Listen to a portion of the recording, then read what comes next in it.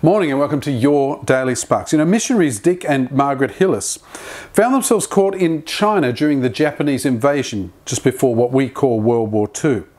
The village where they lived was tense with fear, and every day brought a terrifying report of how the Japanese were getting closer and closer. Well, Dick developed appendicitis at this time and he was moved to a distant hospital, which left Margaret all on her own. And on January 15th, 1941, she watched him leave.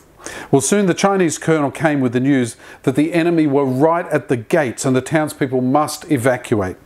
Margaret, knowing that 1-year-old Johnny and 2-month-old Margaret Ann would never survive as refugees, she said, "I'm staying put."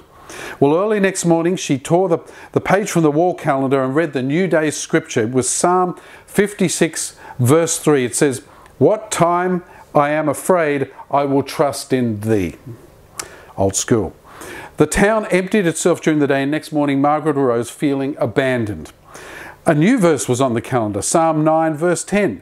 "Thou, Lord, hast not forsaken them who seek thee."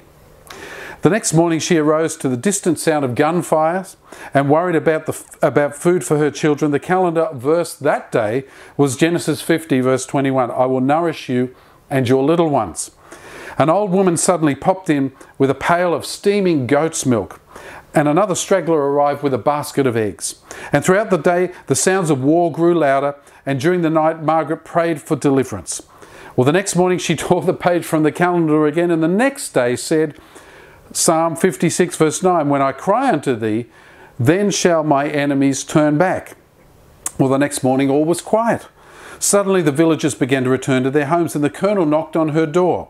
For some reason, he told her, the Japanese had withdrawn their troops. No one could understand it, but the danger had passed and they were safe.